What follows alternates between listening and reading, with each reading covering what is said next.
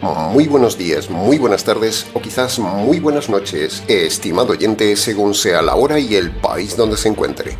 Reciba nuestro característico saludo pastoral al inicio de cada programa, de quien les habla, el pastor bautista Nikos Ricoy, emitiendo el programa desde aquí en Valencia, España. Muy bienvenidos una vez más a nuestro nuevo programa semanal Encuentros.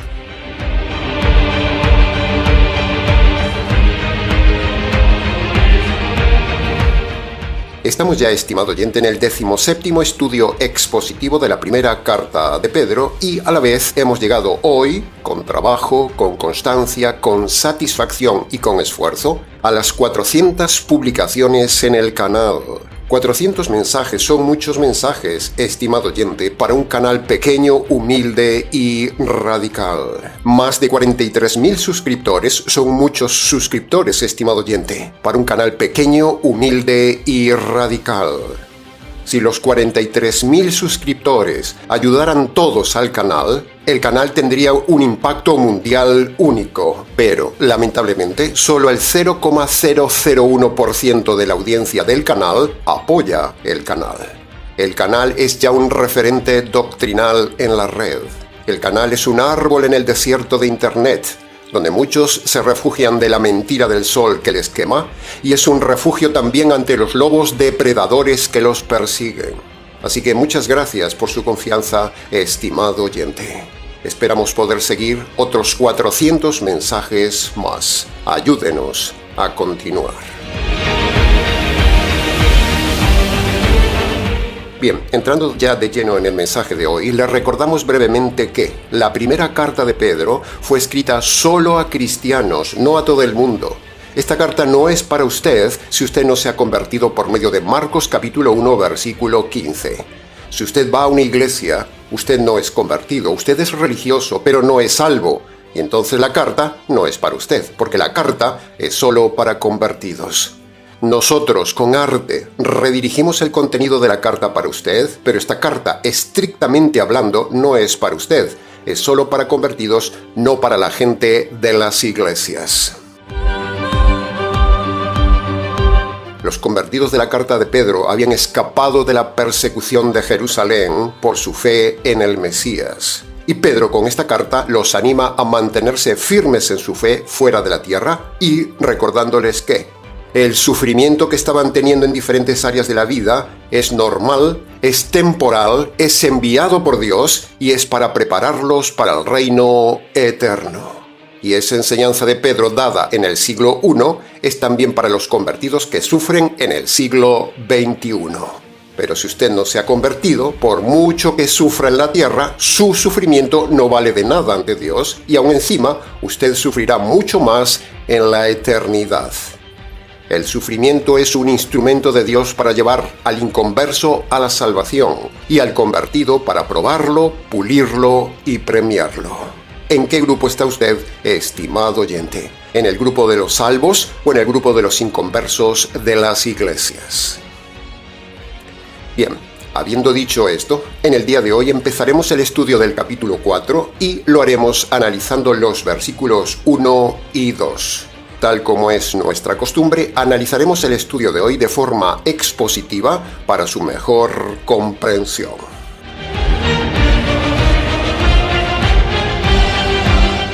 Entremos entonces en el análisis, comentario y enseñanzas del versículo 1 que, de forma parafraseada, dice así: Cristo sufrió en el cuerpo, por lo tanto tomen ustedes también la misma actitud de Cristo en el sufrimiento. Porque el que hace sufrir el cuerpo romperá con el dominio del pecado. Punto número 1. Este es un pasaje complejo, estimado oyente, es polémico, es difícil. Y no se lleve las manos a la cabeza por lo que vamos a decir a continuación en el pasaje. Pedro dice que Cristo sufrió en el cuerpo, pero. Estudiando minuciosamente las Escrituras y aplicando las leyes de la hermenéutica, especialmente la ley a fortiori, no es verdad que Cristo haya sufrido en la carne. Nosotros decimos que no, a pesar de que Pedro dice que sí. El Señor Jesús, el Cristo, no sufrió nunca dolor físico en el cuerpo. Cristo solo sufrió en el alma. De hecho, el mismo Jesús lo dijo. Mi alma está triste en grado de muerte.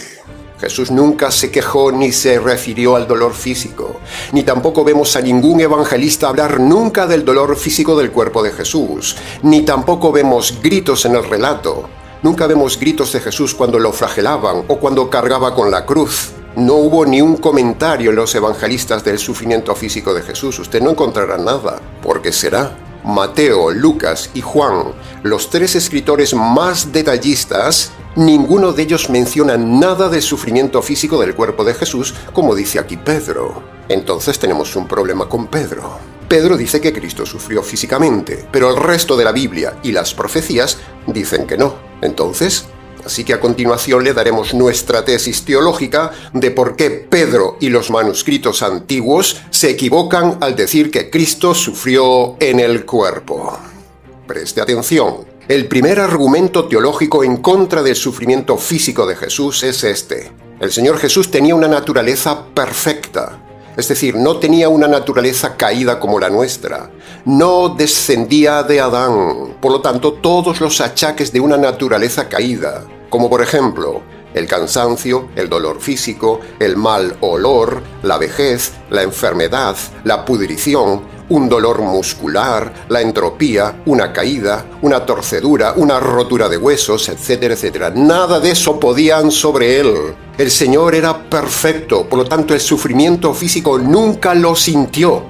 El sufrimiento es el resultado de la caída y Cristo nunca pecó. Por lo tanto, Cristo no sufrió en su cuerpo, como dice Pedro. El segundo argumento teológico en contra del sufrimiento físico de Jesús en su cuerpo es este. El término Cristo que usa Pedro, ese término Cristo, teológicamente hablando, se refiere a la parte divina, a la parte invisible metida en el cuerpo de Jesús. Cristo nunca puede sufrir físicamente porque Cristo es la parte invisible, divina, interna, es el alma de Jesús. Jesús es el cuerpo, Cristo es el alma, es la parte divina. Por lo tanto, Cristo no puede sufrir físicamente, es pura lógica. Así que decir Cristo sufrió en el cuerpo no tiene sentido. El cuerpo físico de Jesús, señoras y señores oyentes, nunca tuvo dolor físico a pesar de los latigazos, de las espinas y los clavos. El cuerpo de Jesús tuvo heridas, eso sí, pero no tuvo dolor físico. Por ejemplo, cuando Dios le dijo a Eva después de la caída que su parto sería con dolor físico, eso infiere que antes de la caída, cuando Eva tenía un cuerpo perfecto, Eva no hubiera tenido dolor al parir. Si Eva no hubiera pecado y hubiera tenido hijos antes de la caída, hubiera parido sin dolor. Por lo tanto, el dolor físico es el resultado de la caída. Y Jesucristo nunca pecó, por lo tanto, nunca sufrió en su cuerpo. Otro ejemplo de nuestra tesis. Cuando Dios le dijo a Adán que ahora sudaría al trabajar, eso es una forma de decir e implica que tendría dolor, tendría desgaste físico, tendría cansancio, etcétera, etcétera. Y eso era por causa de la caída. Pero cuando Adán trabajaba antes de la caída, él no tenía dolor por trabajar, ni cansancio, ni sudor, ni problemas de columna, ni calambres musculares, ni nada de nada. Jesús, el nuevo Adán, el hombre perfecto, de naturaleza perfecta y cuerpo perfecto, no tenía ni pecado ni naturaleza caída, por lo tanto nunca tuvo dolor físico. Jesús no iba al baño, estimado oyente. María nunca tuvo que cambiar pañales de Jesús. ¿Me entiende lo que le estoy diciendo? Jesús nunca tuvo berrinches, ni llanto, ni dolores de un bebé, ni tuvo ningún dolor de cabeza, ni fiebre, ni vómitos, ni enfermedad, ni virus, ni mal olor, ni ningún dolor. Jesús no tenía el mismo sistema digestivo que el nuestro con putrefacción. Jesús nunca fue a una letrina. Jesús era un cuerpo perfecto. Por lo tanto, el dolor era ajeno a él. Pablo dice que lo corruptible no puede entrar al cielo, y Jesús entró al cielo con el mismo cuerpo que tenía antes de la muerte. Eso implica que su cuerpo era perfecto, sin enfermedad, sin intestinos, sin imperfección, sin vejez, sin entropía, desde el principio mismo. Por eso ese cuerpo pudo entrar al cielo. Si Jesús se hubiera quedado en la tierra, nunca hubiera envejecido, se hubiera quedado con 33 años hasta el día de hoy. En fin, no creemos que este versículo sea un error de los traductores, porque los manuscritos antiguos, los códices y las más de 70 traducciones en español, francés e inglés que hemos consultado, en todos la frase es la misma. Dice, Cristo sufrió en su cuerpo, pero eso es un error teológico de Pedro, porque Pedro es pobre, pero ahora tiene usted la verdad completa. Para preguntas del tema, escríbanos.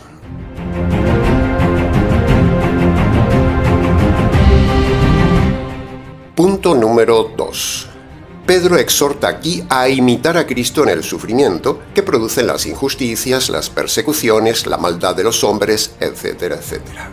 Pedro, el supuesto primer papa, no dice que nos libremos del sufrimiento, no dice que oremos a Dios para que nos quite el sufrimiento, no dice que vayamos a Fátima o a Lourdes en peregrinación a buscar el milagro para quitar el sufrimiento, no dice que debemos meternos en la secta Pare de Sufrir para quitar el sufrimiento, no dice que hagamos campaña de oración por algún enfermo, no dice que oremos un rosario a María por el sufrimiento, no y 1000 veces no.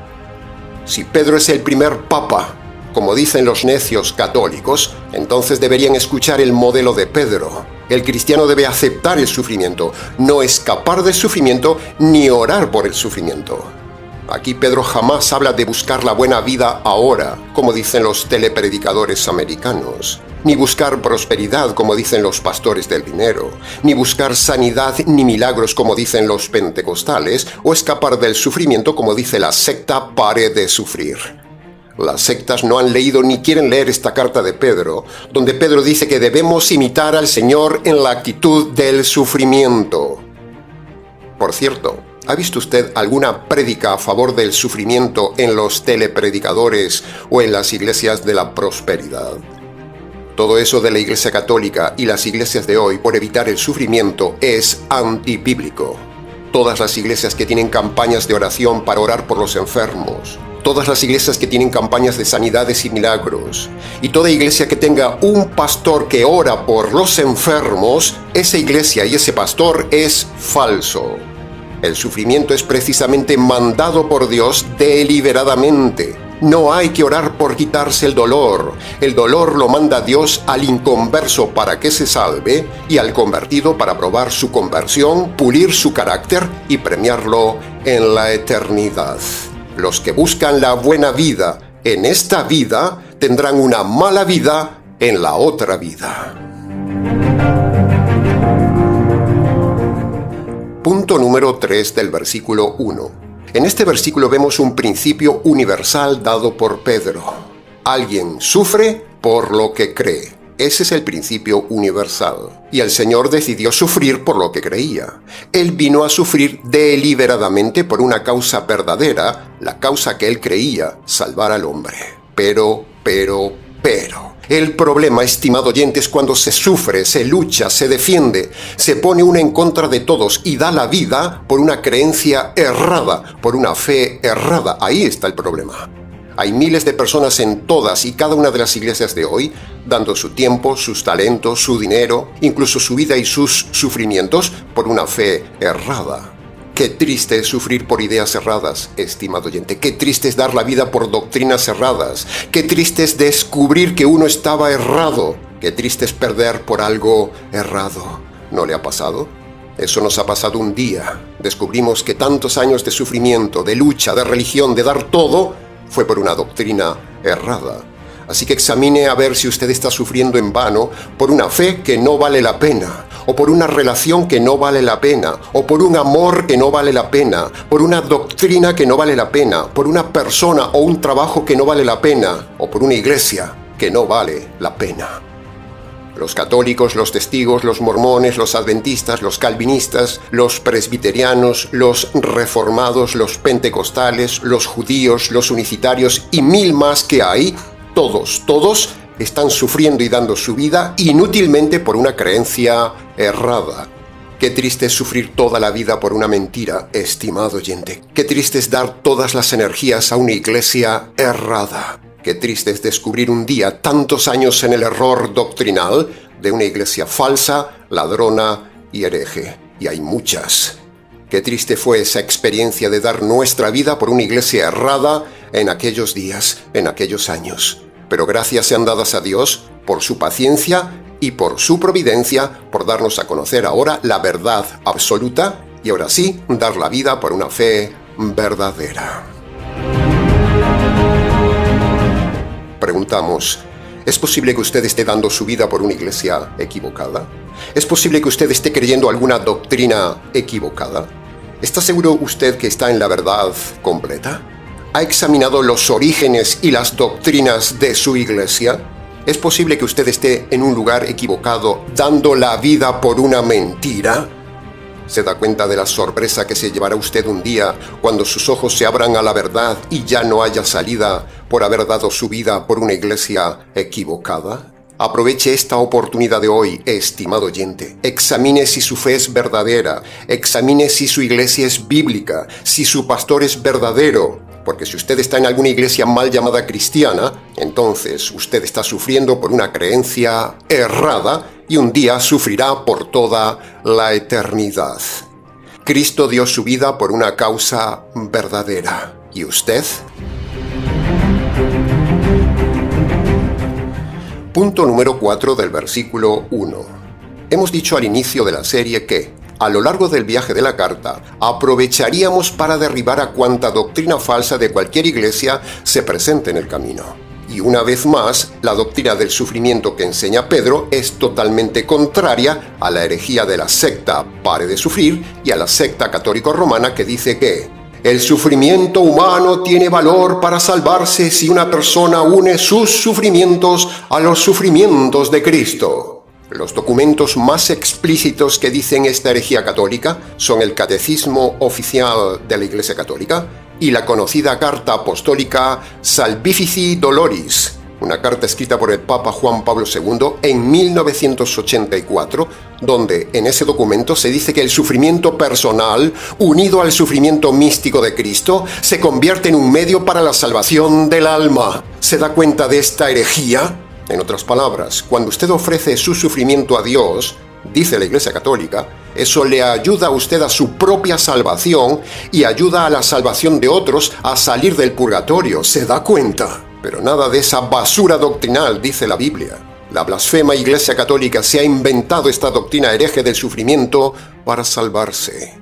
La salvación no es por cooperar con los sufrimientos de Cristo. Eso es herejía. La salvación es por medio de obedecer Marcos capítulo 1, versículo 15. Jaque una vez más a la falsa Iglesia Católica y a la secta Pare de Sufrir. Para preguntas del tema, escríbanos.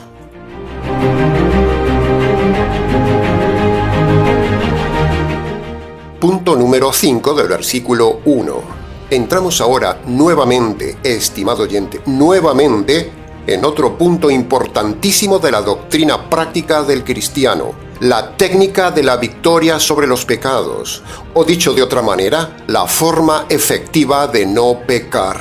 Así que agárrese, porque lo que vamos a decir a continuación es fuerte. Pedro vuelve a cometer otro error teológico gravísimo en este versículo, y ya van dos, al decir que el sufrimiento es la forma de evitar pecar. Pero eso es falso. Eso es filosofía mística oriental. Es lo que dicen las religiones orientales, que por medio del ascetismo, es decir, el sufrimiento, se consigue la superación personal, pero eso es contrario a la palabra de Dios. Pedro es valiente evangelista, eso sin duda. Pedro es fuerte de carácter. Pedro es líder. Pedro es incluso consolador en el sufrimiento. Pero Pedro es ignorante de la doctrina teológica. Pedro es muy básico. Pedro es pobre. Él solo enseñaba que Jesús era el Mesías, punto. Eso es lo que él tenía más fuerza, pero poco más, porque Pedro es pobre en teología. Pedro no es como Pablo. De hecho, Pablo tuvo que corregir la teología de salvación en Gálatas que tenía Pedro, porque Pedro aún no había entendido que la salvación no era por cumplir la ley, y Pablo lo tuvo que corregir. Y aquí Pedro, al decir que el sufrimiento evita el pecado, es teología falsa. Lea la versión bíblica que lea, usted verá que todas las versiones traducen la misma idea. El que sufre, corta con el pecado. O rompe con el pecado, o el que sufre gana la batalla al pecado.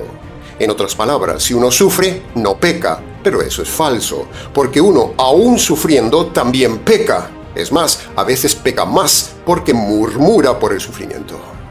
Esto que dice Pedro de que el sufrimiento vence al pecado va contra la doctrina del poder del Evangelio. El Evangelio es el poder para dejar de pecar, no el sufrimiento. El sufrimiento no corta el pecado, es un error doctrinal. Y este error lo han tomado muchas iglesias que dicen que si uno es asceta, es decir, si usted sufre, si usted ayuna, si usted madruga, si usted lee mucho la Biblia, si usted sufre con paciencia, si usted duerme poco, eso lo hace más espiritual, más poderoso y le impedirá pecar. Pero eso es falso, porque precisamente haciendo eso y creyendo eso, usted es más débil y a la vez está pecando, porque esa doctrina es pecado. Muchos pastores hablan, enseñan y predican que la disciplina del cuerpo, el ayuno, la oración, la abstinencia, el dominio propio, el sufrimiento en el cuerpo rompe el poder del pecado, pero eso es falso. Si eso fuera verdad, entonces cuando dejamos de sufrir, dejamos de orar o dejamos de ayunar, volvemos a pecar, y precisamente se trata de no pecar. Entonces tendríamos que perjudicar y dañar el cuerpo toda la vida y tendríamos que sufrir físicamente toda la vida para no pecar. Pero si eso fuera así, sería filosofía oriental y aún estaría el deseo de pecar por dentro, que no se va con el sufrimiento, ni con meterse en un monasterio se va el deseo de pecar, ni con meterse en clausura se va el deseo de pecar, ni castigar el cuerpo hace que se vaya el deseo de pecar. Como dijimos antes, aún sufriendo también se peca, y en el monasterio también se peca, aunque uno no peque porque está muy afectado por el dolor, la enfermedad o lo que sea. Aunque uno duerma en una celda de frío o sobre una cama de clavos, las ganas, los pensamientos y los deseos de pecar no se quitan. Se quita la acción, pero no se quita la intención. Por lo tanto, eso muestra que con el sufrimiento no hay rotura con el pecado, como dice Pedro. De lo que se trata no es de cortar el acto de pecar, sino que de lo que se trata es de cortar el origen del pecado con el poder del Evangelio. Esa justicia caída sobre el Señor Jesús, que limpia al convertido de sus injusticias, esa justicia que entra en el convertido, esa justicia recibida por la fe el día de la conversión, esa justicia tiene poder y esa justicia es la que le impide pecar en pensamiento y en obra. Esa justicia caída en la cruz y tomada por la fe el día de la conversión lo lleva a usted a no pecar. Esa justicia es el Evangelio que le da poder para no cometer injusticias. Esa es la técnica verdadera para la victoria contra el pecado. Cuando usted se ha convertido y viene una tentación, viene una prueba o vienen las ganas de pecar, si usted aplica el poder del Evangelio, esa tentación se diluye, se apaga como una vela al viento. Por lo tanto, la teología de Pedro del sufrimiento como método para evitar pecar, ya dijimos que es falsa. Si Pedro quiso decir otra cosa, no lo sabemos, porque tampoco lo explica. Y eso es otro error, no explicar las cosas. Un tema tan importante como este, Pedro debió explicarlo con extensividad y con detalle, como lo hacemos siempre nosotros. El problema no es de los códices, ni de los manuscritos, ni de la crítica textual, porque todos los traductores dicen lo mismo de una manera o de otra. Todos dicen, el sufrimiento corta el pecado, pero eso es falso.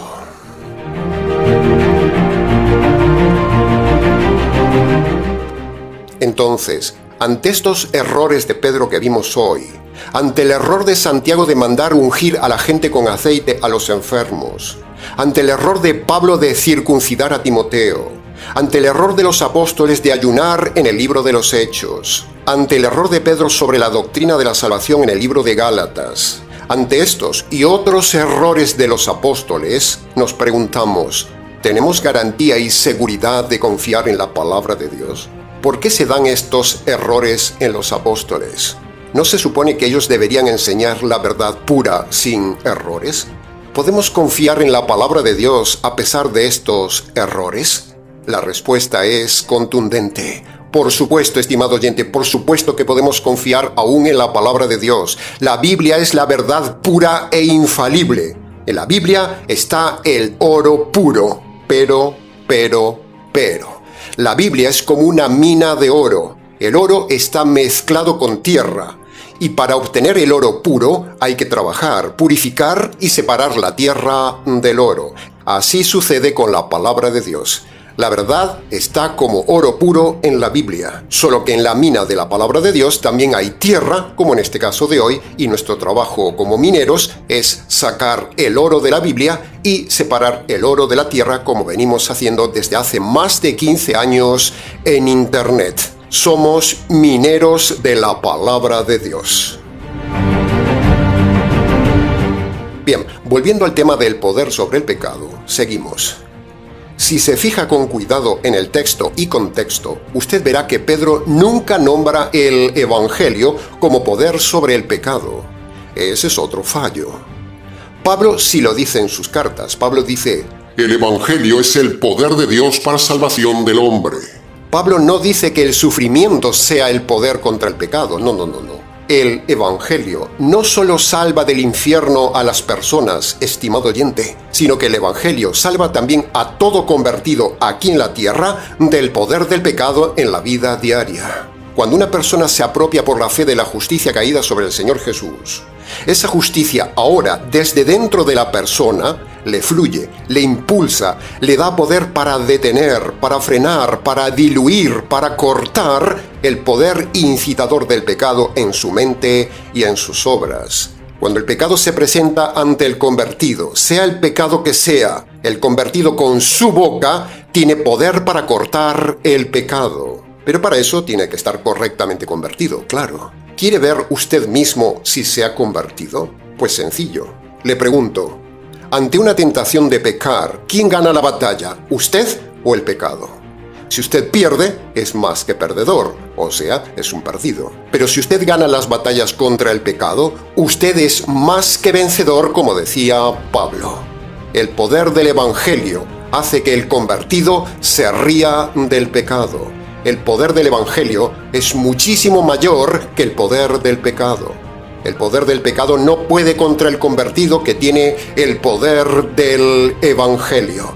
El verdadero Evangelio, el Evangelio jurídico, el Evangelio de la justicia de Cristo, es el poder efectivo, práctico y dinámico contra el pecado. El sufrimiento no corta nunca el poder del pecado.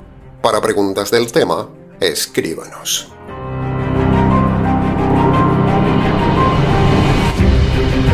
Y punto número 6 del versículo 1. Hablando del sufrimiento del cristiano, creemos muy importante aclarar Colosenses capítulo 1, versículo 24, que es uno de los versículos que usan precisamente las sectas para defender que la salvación es por obras.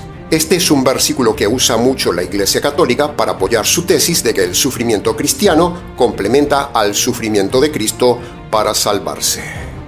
Pablo dice en Colosenses capítulo 1, versículo 24. Me alegro de mis sufrimientos, porque con ellos completo en mi carne lo que falta a los sufrimientos de Cristo por su Iglesia. Este pasaje lo usa la Iglesia Católica para decir que uno puede aplicar sus sufrimientos a la salvación, como dijimos antes, pero eso es herejía. Usted no puede aplicar sus dolores para salvar su alma. Así que escuche bien ahora la correcta interpretación de este pasaje de Pablo. Pablo no está hablando de sufrir para salvarse ni de complementar la obra de Cristo, no. Pablo está hablando del sufrimiento que le produce la edificación de la iglesia que ya es salva. Se lo repito, Pablo no está hablando de sufrir para salvarse. Pablo está hablando de sufrir para la edificación de la iglesia que ya es salva. ¿Puede ver la diferencia? Esa es la parte que no hizo Cristo. Cristo sufrió para salvar a la iglesia, pero Pablo y los apóstoles sufrieron para cuidar la iglesia, para edificar la iglesia. Cuando Pablo dice que completa lo que falta a las tribulaciones de Cristo, no quiere decir que el sufrimiento de Cristo en la cruz fuera incompleto o insuficiente para la salvación, y Pablo ponga ahora la otra parte. No. Eso no lo dice el pasaje. El sacrificio de Cristo es un evento único, completo, acabado y perfecto que no necesita ser complementado por ningún hombre, como dice la Iglesia Católica.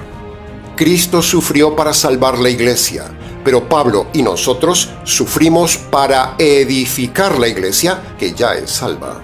Esta es la verdadera interpretación del sufrimiento en el pasaje de Colosenses capítulo 1, versículo 24. Por lo tanto, una vez más, jaque a la Iglesia Católica.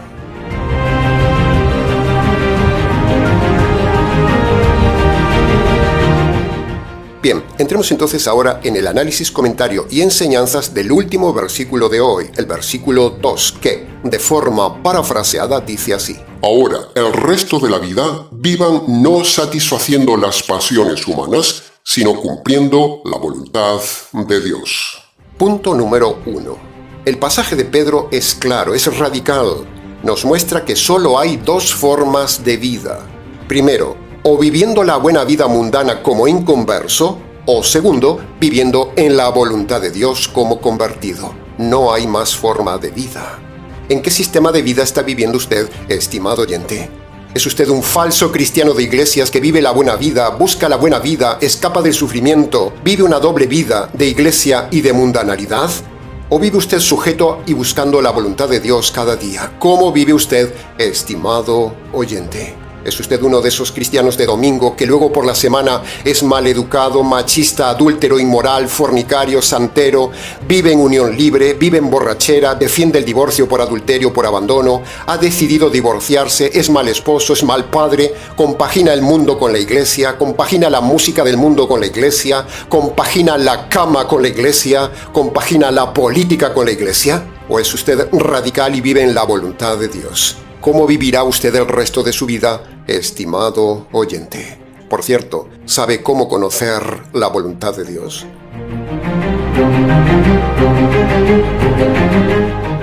Punto número 2. Si se fija bien, Pedro dice pasiones. La palabra está gramaticalmente en plural. El pasaje no dice pasión como refiriéndose solo a la sexualidad.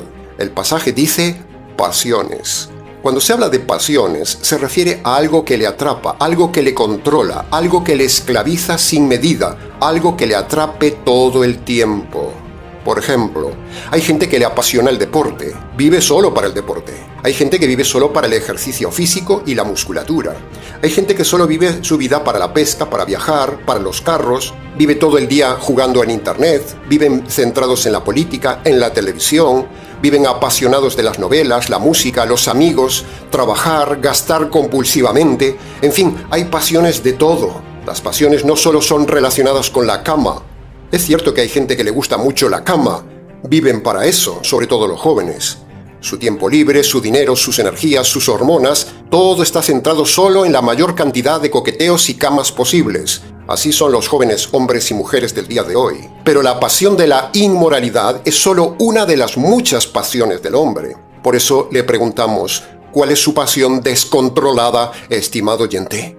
Comer y comer, fumar y fumar, fornicar y fornicar, musiquear y musiquear, bailar y bailar, jugar y jugar, divertirse y divertirse, gastar y gastar, hablar y hablar, limpiar y limpiar, holgazanear y holgazanear, hacer todo el día trading, estar todo el día enganchado al celular, trabajar y trabajar, ganar y ganar, viajar y viajar, presumir y presumir.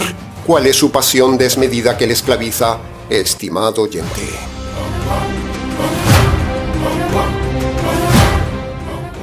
Punto número 3 del versículo 2. Hablando del tema de hoy, veamos 2 de Timoteo capítulo 2, versículo 2 como complemento al mensaje de hoy.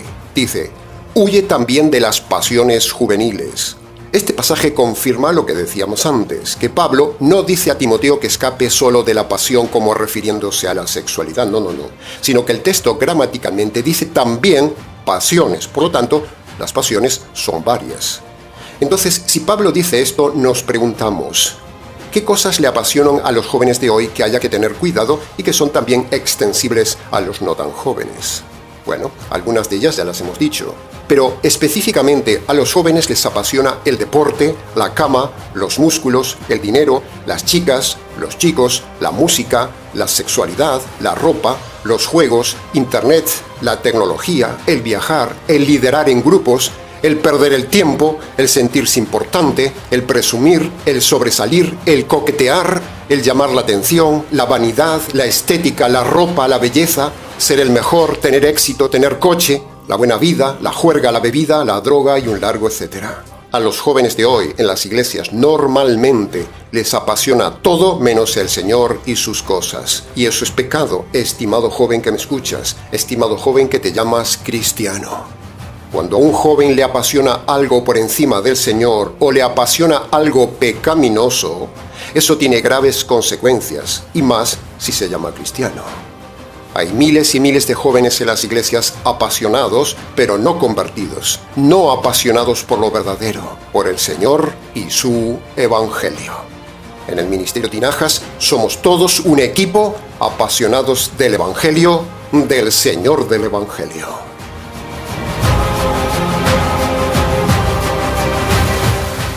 Y punto número 4 del versículo 2. En el texto se habla de cumplir la voluntad de Dios. Ya hemos hablado del tema de la voluntad de Dios el otro día cuando analizamos el capítulo 2, versículo 15 de Pedro, pero procede a repasarlo hoy, ya que Pedro lo vuelve a nombrar aquí y también porque hemos detectado que hay personas que no les ha quedado firme ni claro el tema de la voluntad de Dios cuando lo hemos enseñado. Conocer la técnica para saber la voluntad de Dios, estimado oyente, es una de las doctrinas más prácticas para usted y más importantes que todo supuesto cristiano debería saber. Cómo hacer la voluntad de Dios, cómo conocer la voluntad de Dios, cómo saber lo que Dios quiere para mí, cómo descubrir la voluntad de Dios para mi vida, para no ser llevados por la voluntad de uno, por la voluntad de los padres, por la voluntad del mundo o por la voluntad del diablo. ¿Estará usted haciendo la voluntad de Dios en el día de hoy, estimado oyente? Antes de continuar el mensaje, y que yo le recuerde a continuación cómo se descubre la voluntad de Dios, ¿usted sabría decirnos, antes de que yo continúe con el programa, cómo se conoce la voluntad de Dios? ¿Sabría responderlo? Nuestro consejo sería que detenga el vídeo y reflexione un momento a ver si sabe cómo se conoce la voluntad de Dios y luego siga escuchando el mensaje a ver si coincide con lo que diremos a continuación. Primero, la voluntad de Dios se encuentra en la palabra de Dios, no en los sueños, no por consejo de alguien, no por consejo de un profeta, ni porque alguien le diga, Dios me dijo para usted. Y tampoco se conoce la voluntad de Dios porque usted oiga una voz dentro de usted que le diga, haz esto. No, la voluntad de Dios está solo en la palabra de Dios. Por lo tanto, usted tiene que estudiar la palabra de Dios para conocer la voluntad de Dios. Es pura lógica. Segundo, la voluntad de Dios en la Biblia para el inconverso es una sola. Marcos capítulo 1, versículo 15. Punto. No hay otra voluntad de Dios para el inconverso. Solo Marcos capítulo 1, versículo 15. Tercero, la voluntad de Dios para el convertido tiene 3 áreas. La voluntad general, la voluntad individual y la voluntad particular. Vayamos con la primera.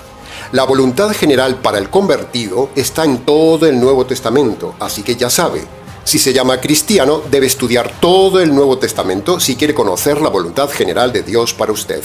La voluntad general es igual para todos, hombres y mujeres convertidos, sea pastor, sea esposo, sea esposa, sea hija, sea empleado, sea jefe, etcétera, etcétera. Todos los convertidos por medio del Evangelio deben hacer las mismas cosas generales que manda el Nuevo Testamento. Pero luego está la voluntad de Dios individual para el convertido, que es diferente según sea hombre o mujer, pastor u oveja, esposo o esposa, hijo o padre, empleado o jefe, etcétera, etcétera. Cada convertido por medio de Marcos capítulo 1 versículo 15 tiene un rol individual y para conocerlo usted debe estudiar su rol en el Nuevo Testamento. Y finalmente está la voluntad personal de Dios para cada convertido. Y para que usted descubra concretamente lo que Dios quiere para usted personalmente, usted tiene necesariamente que filtrar cada circunstancia, cada oportunidad que le surja por medio de los 3 elementos: la razón, la conciencia y Filipenses capítulo 4 versículo 8.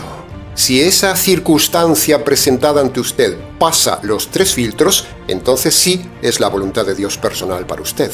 Pero si no pasa los 3 filtros, por mucha buena oportunidad que sea, si usted avanza y se mete en ella, usted estará errado, fracasará, estará pecando y no estará dentro de la voluntad de Dios, y un día Dios le llamará a cuentas. Cada decisión que usted tome debe estar siempre en armonía con los 3 elementos: la razón, la conciencia y el filtro de Filipenses 4:8.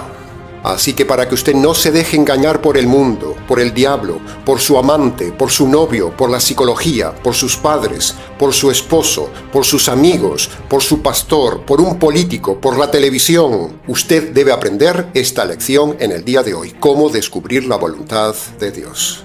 En fin, hoy tiene una oportunidad única de repasar el tema y conocer cuál es la voluntad de Dios para usted.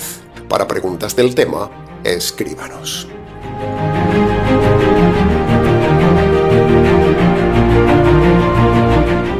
Ahora, habiendo llegado ya al final del mensaje, es el momento de redireccionar todo lo aprendido hoy hacia el punto clave de toda prédica: el perdón de los pecados. Así que, para que usted sea perdonado por creer la doctrina de que el sufrimiento le salva, para que usted sea perdonado de haber vivido una vida de pasiones, para que usted sea perdonado por haber vivido toda la vida fuera de la voluntad de Dios, para que usted sea perdonado por haber perdido el tiempo metido en una iglesia que no tiene la doctrina correcta de Dios, para que usted pueda romper definitivamente con el poder de sus pecados, para que usted sea perdonado de estos pecados y de más pecados cometidos en su vida desde su juventud pasional hasta ahora. Para todo esto, usted debe obedecer los 2 requisitos bíblicos que manda el Señor Jesús en Marcos capítulo 1 versículo 15: arrepentimiento de los pecados y fe en el Evangelio. Así que permítame desglosárselo en detalle a continuación. El arrepentimiento bíblico tiene 2 partes. Primero, reconocer de forma concreta ante Dios los pecados más sobresalientes cometidos en su vida, y segundo, decidir apartarse de ellos. No tiene sentido reconocer algo y seguir pecando. Eso no sería arrepentimiento, sería autoengaño. Segundo, creer el Evangelio. Creer el Evangelio tiene 3 partes. Así como el arrepentimiento tiene 2 partes, creer el Evangelio tiene 3 partes. Primera parte: usted debe reconocer delante de Dios que usted merece recibir la justicia de Dios por sus pecados. Segunda parte: usted debe reconocer ante Dios que esa justicia que usted merecía le cayó un día al Señor Jesús en la cruz. Y tercera parte: Dios le manda que usted agarre por la fe esa justicia que le cayó un día al Señor Jesús en la cruz. Estas son las 3 partes de creer el Evangelio. Ahora, cuando usted obedece estas 5 partes de los 2 requisitos de Marcos 1:15, tal como lo tiene detallado en pantalla, cuando usted los obedece punto por punto y en ese orden que se los hemos dado, le aseguro delante de Dios y de los ángeles, estimado oyente, que usted será perdonado de todos sus pecados, tendrá poder contra el pecado y un día entrará usted al reino de los cielos, es decir, se librará de la condenación eterna. Este es el único método de salvación, no los métodos que enseñan en las iglesias de hoy. Pero pastor, ¿cómo se hace esto? ¿Cómo obedezco Marcos capítulo 1 versículo 15? Bueno, sencillo. Nuestro consejo pastoral y bíblico de siempre es que vaya a un lugar tranquilo, por ejemplo, vaya a su habitación, cierre la puerta y allí en su soledad, si puede, póngase de rodillas delante de Dios. Descálcese ante Él en señal de reverencia. Y entonces allí, en el silencio de ese lugar, tómese su tiempo y en sus palabras obedezca cada punto que le hemos detallado antes. Primero, reconozca sus pecados concretos. Para ello, sería bueno que previamente haga una lista y luego los reconozca uno a uno ante Dios. Segundo, apártese de los pecados que esté cometiendo en el tiempo presente. Abandónelos. Tercero, reconozca ante Dios que usted es un delincuente. Reconozca ante Él que usted es culpable de los pecados que ha reconocido antes. Cuarto, reconozca que la justicia que usted merece de parte de Dios por sus injusticias le cayó al Señor Jesús en la cruz. Y quinto, ahora agarre por la fe esa justicia caída sobre el Señor Jesús y hágala suya. Pero pastor, ¿cómo es eso de agarrar por la fe la justicia que le cayó al Señor Jesús? No lo entiendo, nunca me lo han explicado. Bueno, siempre ilustramos la respuesta a esta pregunta de la siguiente manera. Apropiarse por la fe de la justicia caída sobre el Señor Jesús es como si usted tuviera un brazo de goma capaz de estirarse 2000 años atrás, tomar la justicia que le cayó al Señor Jesús, agarrarla, traerla y hacerla suya. Eso sería apropiarse por la fe de la justicia caída sobre el Señor Jesús, un requisito indispensable para la salvación. Cuando usted obedece todos estos pasos, entonces usted tendrá paz, perdón, seguridad, poder y salvación eterna. Luego, si quiere, venga y cuéntenoslo.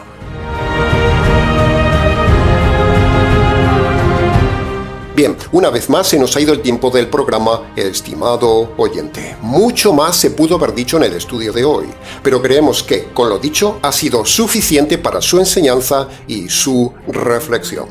Para preguntas del tema, escríbanos. ministeriotinajas@gmx.es.